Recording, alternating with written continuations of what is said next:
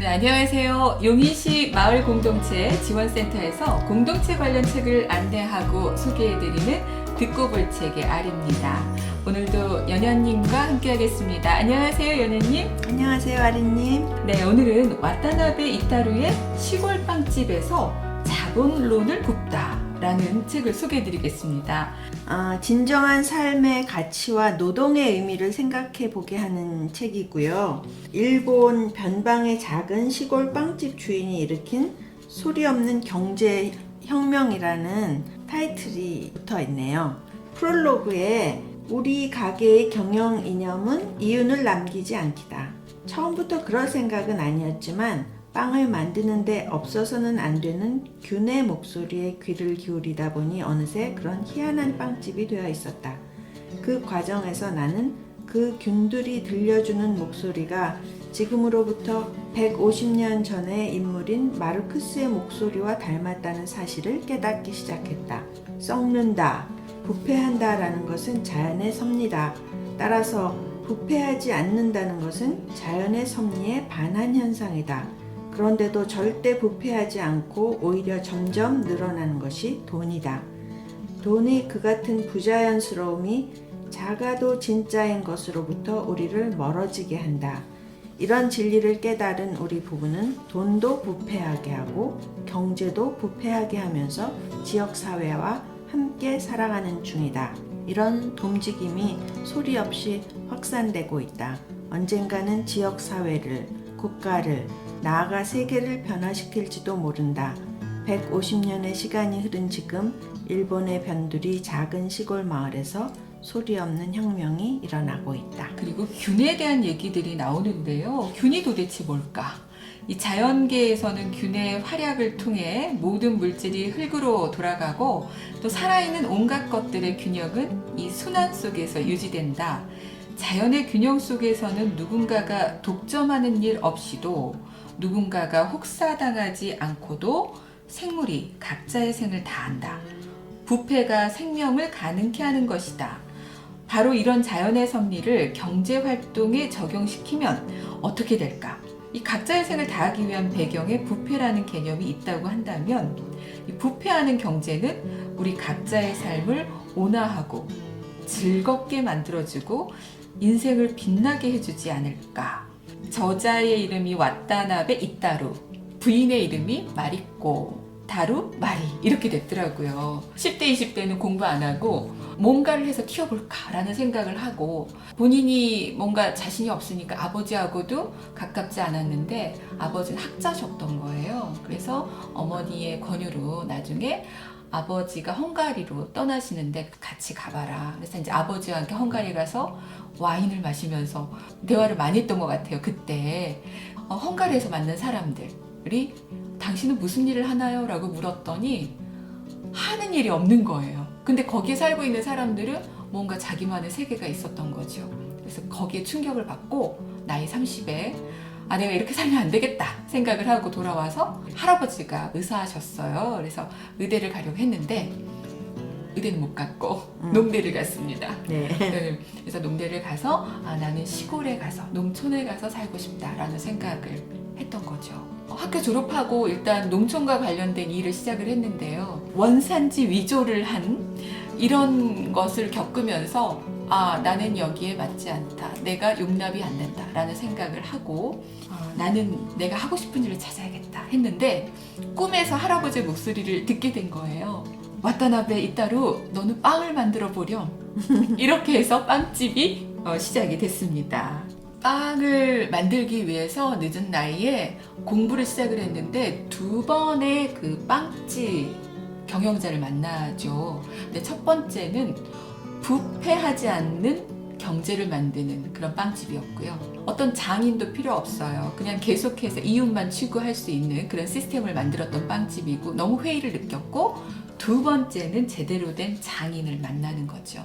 정말 먹거리에 대한 바른 자세를 가르쳐준 그런 장인을 만나고 나서 내가 이렇게 한번 내 사업을 해봐야겠다 라고 시작이 된 겁니다.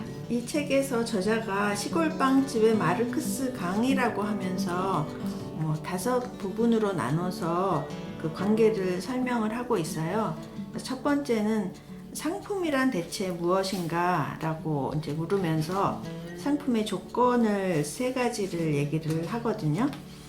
상품의 조건은 일단 사용 가치가 있을 것, 그 다음에 2번째 조건은 노동에 의해서 만들어질 것, 3번째는 교환될 것. 이 교환될 것이라는 건 달리 설명하면, 예를 들어서 자신이 먹기 위해서 만든 빵은 상품이 되는 게 아니죠.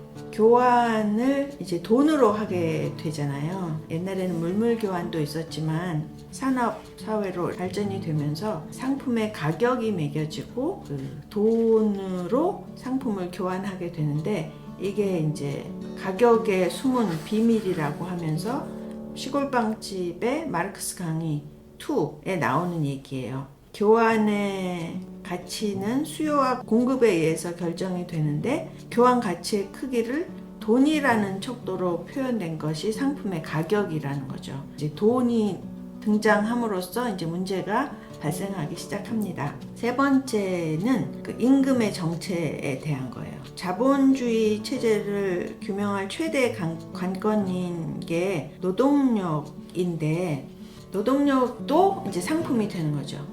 그래서 노동력이라는 상품의 특징이 뭔가 생각을 해보면, 이 사는 사람이 자본가, 다시 말하면 경영자에 국한된다는 거예요. 그러니까 노동자는 자기의 노동력을 팔아야 된다는 거죠. 노동력이라는 상품의 2번째 특징은 그 교환 가치가 임금이라는 거예요. 그 임금은 누구로부터 받게 되느냐 하면 자본가, 경영자로부터 받게 되는데, 자본가는 이윤을 만들어내는 게 목적이잖아요. 이윤을 만들려면 가장 쉬운 방법이 재료비나 뭐 투자비 이런 것은 그대로 두고 이윤을 내려면 노동시간을 길게 하는 게 가장 쉽게 이윤을 늘리는 방법이고, 이게 자본가의 상투적인 방법이 된 거예요. 그래서 결국 노동자들은 노동력을 팔게 되는데 충분히 자유롭게 살 수 없게 되는 환경, 이것이 이제 부패하지 않는 경제가 낳는 부조리가 되는 셈이죠. 생산수단을 가지지 않은 노동자들이 착취당하는 환경, 노예처럼 누군가에게 지배당하지는 않지만 자기의 노동력을 타인에게 팔 수밖에 없는 자본주의의 문제가 되는 거고, 저자는 자신의 노동력을 떼어팔기 싫어서 이제 자기의 소유의 생산수단을 가지려고 결정을 한 거고, 그래서 이제 빵집을 열게 됐다는 이야기입니다. 노동력을 떼어팔기 싫다면 자기 소유의 생산수단을 가지면 된다. 저는 이 부분도 되게 인상적이었던 게, 마르크스와 노동력 이야기를 하면서 빵집 잔혹사가 19세기 런던과 21세기 도쿄가 150년이 지났지만 다르지 않다. 네. 이렇게 얘기를 하고 있네요. 이스트를 사용해 누구라도 쉽게 빵을 만들 수 있게 되면 빵값이 싸지고, 빵집 노동자는 싼 값에 계속 혹사당하게 된다. 또 공방에서 이루어지는 노동은 단순해져서 빵집 노동자는 아무리 오랜 시간을 일해도 빵집 고유의 기술을 습득하지 못한다. 그 악순환에서 벗어나려면 어떻게 해야 할까? 엄선한 재료를 사용해 정성과 수고를 들여 빵을 제대로 만들어야 한다. 그리고 그 대가로 적당한 가격을 매겨야 한다. 제빵사는 본인의 기술을 살린 빵을 지속적으로 만들 수 있도록 충분한 휴식을 취해야 한다. 그런 모든 것이 우리 빵집 다루마리가 지향하는 바다, 이렇게 얘기하고 있습니다. 그리고 균을 중심에 두는 균 보니제 빵이다 라는 부분도 인상적인데요. 균을 중심에 둔 방식을 우리는 근보니제가 아닌 균보니제라고 부른다. 자연의 소리를 듣는 자연 중심의 빵, 균의 마음 그대로 균의 보이지 않는 손에 따르는 방식이기도 하다. 요컨대 균과 재료는 모두 외부에서 빌려온 것이 아니라 그 지역에서 난 그 고장꺾끼리 어울려야 절묘하게 조화를 이룬다는 의미다. 그래서 우리 가게는 재료를 가급적 가까운 데서 들여오고 있다. 이런 사고방식은 시골 빵집이 찾아낸 부패하는 경제의 핵심 중의 하나인 순환이라는 주제로도 이어진다. 순환이라는 말은 다시 말하면 그 부패를 통해서 다시 새로운 생명을 만들어내고 다시 썼고 그런 것을 말하는 거죠. 자본론 1권 7편 24장에 이런 부분이 있대요. 노동자가 자신의 생산수단을 사적으로 소유하는 것이 소경영의 기초이며 소경영은 사회적 생산과 노동자 자신의 자유로운 개성을 발전시키기 위한 하나의 필요 조건이다. 생산수단을 소유해야만 자신의 노동력을 팔지 않고 자기가 생산을 할 수 있게 되는 거고, 그렇게 할 때 본인의 자유로운 개성 또한 발전시킬 수 있다는 거죠. 그 198페이지에 굉장히 또 감동적인 내용이 있었어요. 단골 손님이 임종이 얼마 남지 않은 아버지께 빵을 보내달라, 이런 이제 주문을 한 적이 있다라고 썼는데, 정말 진심을 다해서 정성을 다해서 급히 보냈는데 얼마 후에 다시 연락을 받았다고 합니다. 저희 아버지는 다루마리의 빵을 드시면서 돌아가셨습니다. 입에 문 빵 한 조각을 맛있게 천천히 음미하면서 미소를 띤 채 조용히 숨을 거두셨습니다. 그댁빵이 저희 아버지의 마지막 만찬이었습니다. 이런 연락을 받았다고 합니다. 굉장히 상징적인 이야기라는 생각이 드네요. 저자가 10대, 20대 아버지와의 어떤 약간의 불편함이 있었는데 이 빵집을 하면서 또 아버지와의 어떤 소통도 이루어졌던 것 같아요. 이 마르크스 자본론을 이 저자가 생각하고 자기의 철학으로 삼게 된 데는 사실은 아버지의 영향이 있었죠.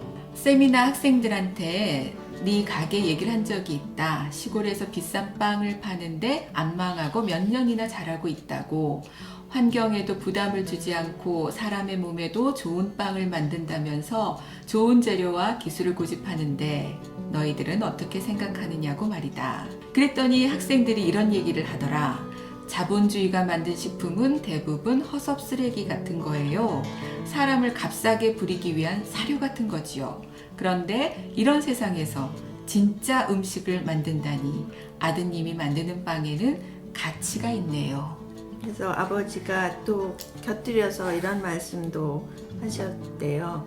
너희가 만드는 빵은 슈퍼마켓이나 편의점을 통해서 전국에 공급할 수는 없겠지만 너희 빵에는 값싼 빵과는 다른 가치가 있다. 글로벌화다, 식량 문제다, 지구 공동체의 회복이다 하는 현대 사회가 안고 있는 문제를 빵을 가지고 접근하는데 의미가 있는 거지. 그것을 풀뿌리 차원에서 부딪히는 다루마리를 응원하마. 그러니 힘내라. 이런 말씀을 해주셨다고 하네요. 아버지의 말씀이 굉장히 든든한 응원이 됐을 것 같습니다. 천연 누룩균으로 주종빵을 만들고 또 자연재배와 천연균에 대한 이야기들도 있고요. 굉장히 노력을 많이 했더라고요. 네, 우린 쉽게 이 책을 읽으면서 이렇게 얘기를 하지만 사실 그 실패의 과정과 새로운 균을 발견하기 위한 노력은 정말 땀이 나는 노력이었을 것 같고요. 그럼에도 불구하고 희망과 믿음을 놓지 않고 이런 작은 혁명을 만들어 갔다는 것이 굉장히 소중하다고 생각이 되고요. 끝으로 이분들이 가지고 있는 희망을 이렇게 표현하고 있는데 소개해드리고 싶어서 읽어보겠습니다.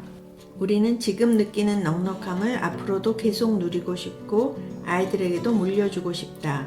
바로 그 넉넉함이 다른 사람들에게도 널리 퍼졌으면 좋겠다. 지금 같은 글로벌한 자본주의 일변도 세계에서는 실현하기 어려워 보일 수도 있다.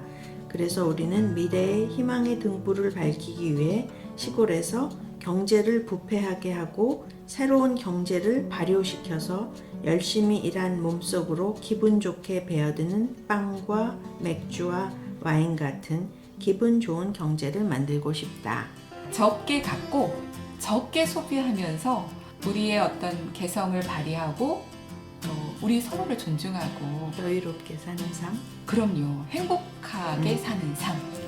그러니까 이런 사람들에게 이 책을 권해드리고 싶어요. 자기를 사랑하는 모든 분들에게 한번 읽어보셨으면 좋겠다 라는 생각이 듭니다. 자, 오늘도 우리 연연님과 함께 했습니다. 연연님 감사합니다. 대리님 감사합니다. 네, 듣고 볼 책 시골빵집에서 자본론을 굽다 함께 했습니다.